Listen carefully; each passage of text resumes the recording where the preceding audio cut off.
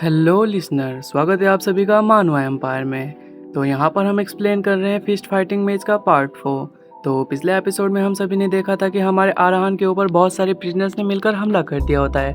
हमारा आराहान कैसे ही बचते बचाते उन सभी प्रिजनर्स को बहुत बुरी तरीके से पीट रहा होता है। पार्ट 3 के लास्ट सीन में हमने देखा था कि हमारे रियो को पीछे से 2 प्रिजनर्स ने किडनैप कर लिया होता है और आराहान से कहता है कि तुम सभी को छोड़ दो वरना हम इसे मार डालेंगे। हमारा आराहान बहुत ही गुस्से में कहता है कि तुमने अपने जीवन की बहुत बड़ी गलती कर दी रियो को किडनैप करके, आज तुम यहाँ से जिंदा नहीं बचोगे। आराहान के ऐसा कहने के साथ ही पार्ट 3 वहीं पे खत्म हो जाता है।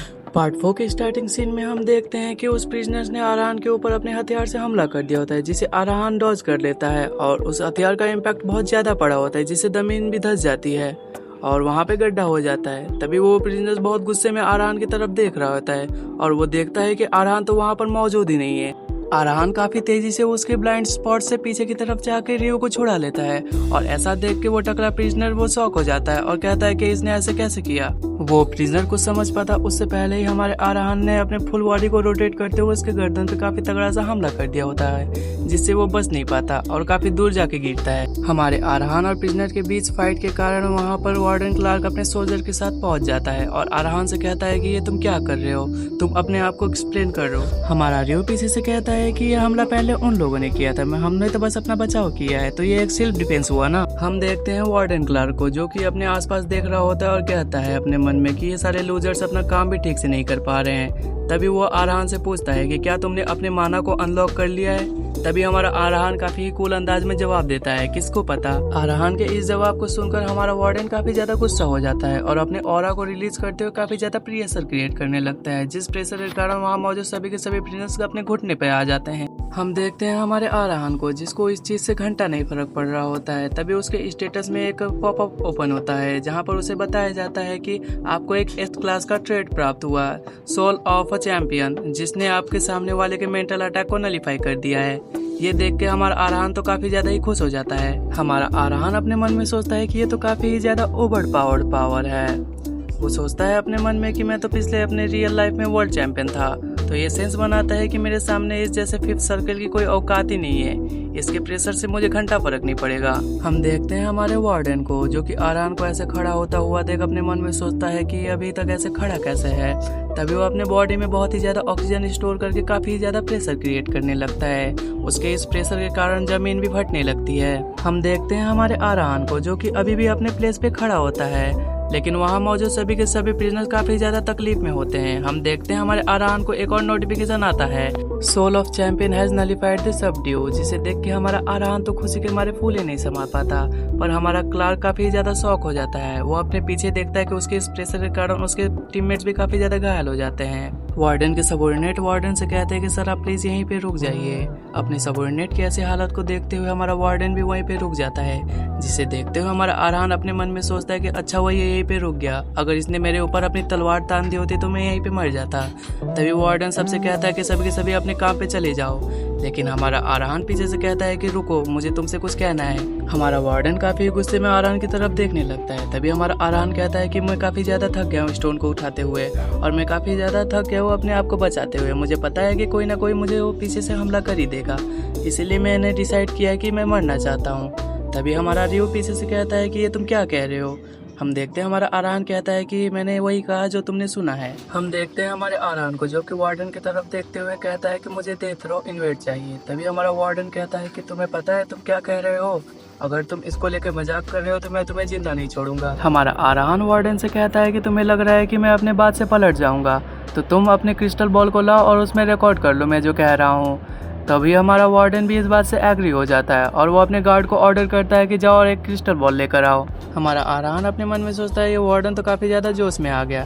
तभी वो वार्डन से कहता है कि मैंने सुना है डेथ रो इन्वेट वाले प्रिजनर को उनके मन के हिसाब से जो वो चाहे वो खाने को मिलता है। तभी वो कहता है कि मुझे अपने आखिरी खाने के रूप में बीफ फ्रॉम वेरिथ चाहिए।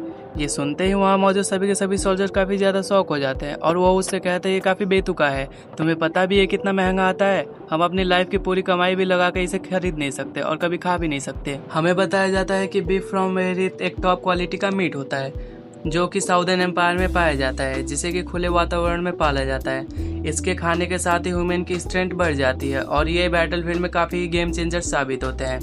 हमारे आराहान को आगे चल के काफ़ी तगड़ी फाइट करनी है और वो अपने मन में सोचता है कि मुझे एक लास्ट बार इसे टेस्ट भी करना था कि आखिर ये होता कैसा है। हमारा आराहान उन सभी सोल्जर से कहता है कि वेल मैं यहाँ पे अपनी लाइफ को दे रहा हूँ, क्या तुम्हें नहीं लगता कि ये एक फेयर डील है। और वो उन सभी से कहता है कि मैं एस ग्रेड बीफ से नीचे को एक्सेप्ट नहीं करूँगा। और वो उन सभी से कहता है कि अगर तुमने इसमें कोई भी गड़बड़ी करने की कोशिश की तो हमारी डील वहीं पे खत्म हो जाएगी। तभी पीछे से हमारा रियो कहता है आराहान से, आराहान क्या तुम सीरियस हो। तभी हमारा आराहान उन सभी सोल्जर से कहता है कि अच्छा हाँ, यहाँ पे ये रियो भी मेरे साथ है। और वो उन सभी से कहता है कि तुम लोग इतना मीट बनाना कि जिससे हम लोग का पेट भर सके। और इसे सुनकर हमारा रियो तो काफी ज्यादा शौक हो जाता है और कहता है कि क्या मैं भी। तभी हम देखते हैं वार्डन क्लार्क को, जो कि ये कह रहा होता है कि दे दो इसे जो भी इसे चाहिए, जिसे सुनकर वहाँ सभी गार्ड्स हैरान हो जाते हैं। और वार्डन हमारा कहता है कि आखिरकार हम एक आरान की लाइफ ले रहे हैं, एटलीस्ट हम ये तो कर ही सकते हैं। जिसे सुनकर हमारा आरान भी काफ़ी ज़्यादा खुश हो जाता है। पर हम देखते हैं हमारे रियो को, जो कि एकदम सदमे में चला गया होता है और वो अपने मन में सोच रहा होता है कि शायद इसने मुझे इसीलिए बचाया था ताकि मुझे ये बाद में मार सके। वेल पर्सनली मुझे रियो को देख के काफ़ी ज़्यादा अफसोस हो रहा है, उसके साथ तो एकदम से धोखा हो गया।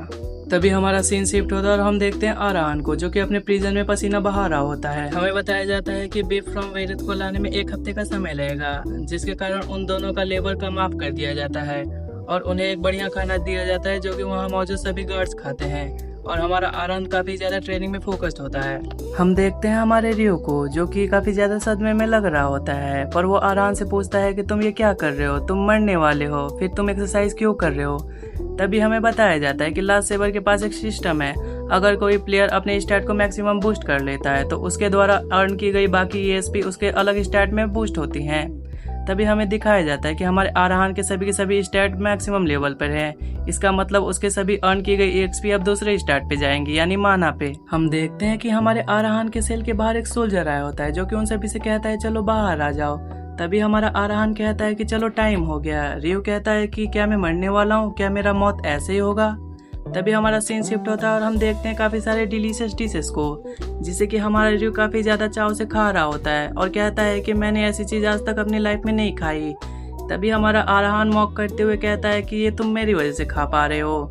हमारा रियो अपने मन में कहता है कि इसका फ्लेवर तो काफ़ी ज़्यादा इनक्रेडिबल है। हम देखते हैं कि हमारे आराहान को उसके स्टेटस की तरफ से कुछ नोटिफिकेशन आए होते हैं, जिसमें बताया जाता है कि उसका पेनाल्टी अब हट चुका है, जिसे देख के हमारा आराहान तो खुश हो जाता है और कहता है कि मेरा पहला स्टेप तो आगे बढ़ चुका है, अब बारी है दूसरे स्टेप की।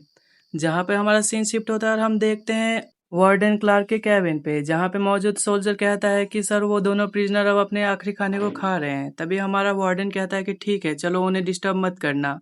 तभी हमारा वार्डन कुछ सोचता है, वो सोचता है कि उस दिन एग्जैक्टली वहाँ पर हुआ क्या था। ऐसा लगा नहीं कि वो अपने आप को फोर्स कर रहा है खड़े होने के लिए, ऐसा लग रहा था कि उस पर कुछ असर ही नहीं हुआ।